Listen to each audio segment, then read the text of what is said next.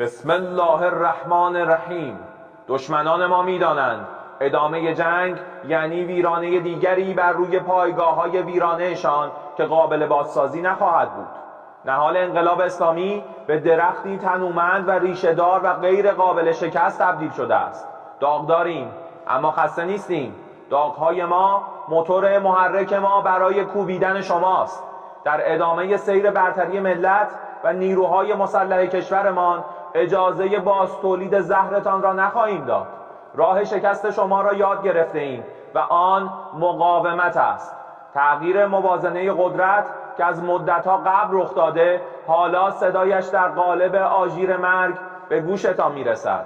این جنگ تا مادامی که گزینه تعرض به این خاک از دستور کار و راهبرد جنایتکاران حذف شود ادامه خواهد داشت. در اندوخوهای کودک کش بیقانون بیمرز که جنایت و ظلم عادت همیشگی آنها شده باید بفهمند، اما این نادانها هرگز نفهمیدند که مدام در هر نبرد چرا مفتضحانه شکست می‌خورند.